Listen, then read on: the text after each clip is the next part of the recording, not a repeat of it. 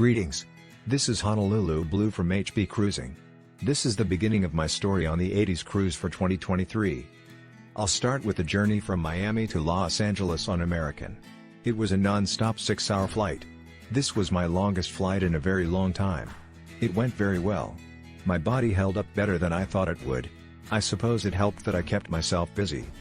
I landed at LAX and took a free shuttle to the rideshare pickup site. It was only about 5 minutes to ride there, but loading, unloading, and filling the shuttle took twice that. My Lyft driver was exceptionally quiet, a man of very few words. I didn't mind. Traffic was bad on the 405 and he had to maneuver through that. Better him than me. It cost about $65 to get to the Crowne Plaza, including tip.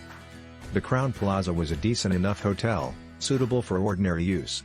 This was one of the home hotels for passengers on the 80s cruise and they had some banners ready for us. I especially liked these two as it reminded me of where I had just been. I spent an eventless night here. I couldn't get on one of the hotel's shuttles to the cruise port. I think it cost $5.50 per passenger, so I took another lift. The terminal was less than 2 miles away, but the journey was twisty and I was unfamiliar with the territory, so I didn't want to risk walking. In a life filled with decisions both good and bad, this was one of the better ones. The ride only cost about $11, including tip. Some nice cruisers gently guided me to where I needed to go. This would start a sequence of stops and starts.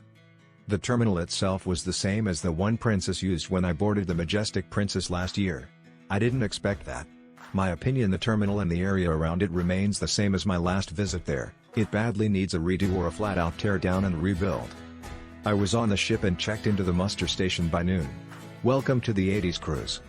One small problem with boarding so early is that the cabin wasn't ready until 1. And unlike some other cruise lines I've been on, they didn't allow access to the cabin to drop off bags. But there was a solution to this. I happened to be one of the few cruise ships remaining with an honest-to-goodness library. It was conveniently located on Deck 7, where my cabin was. I spent a lot of time here during the cruise. 1 p.m. came and I dropped off my stuff, unpacked, and went through the usual blizzard of paperwork. Then I went to lunch at El Loco Fresh near the pool. I had a pork and a chicken fajita. It was pretty good, but I couldn't find any nearby seating. So I had to go into the solarium to eat and rest. It was a nice place that was less noisy than the surrounding area. I also took a few random photos of the pier area. We left right at 4 and headed to Puerto Vallarta. That evening we were entertained by Howard Jones. He was very good. My favorite song from him is No One Is to Blame and he played it in the middle of his set. I stayed up for a couple of extra hours after the show to witness the super special announcement that they were having, which was to tell us about the lineup for next year's cruise. Since I had a hold on this cruise already, you could say that I had a stake in this. I went to Promenade to witness what the hubbub was all about while trying to stay awake. Eventually they quit beating around the bush and gave us the news. They first announced people I didn't care for and I worried about where things were going. Then came Sheena Easton and I thought they might be able to salvage things. Then I heard them mention Stephen Pearcy and thought this might be a good lineup after all. And it did turn out good, in my opinion. Besides the two I just mentioned, I'm looking forward to seeing 38 Special, Air Supply, Debbie Gibson, Ray Parker Jr., and Wang Chung. Good job, ECP. You can keep my money. My next video will cover the first sea day on the way to Puerto Vallarta. Thank you for watching.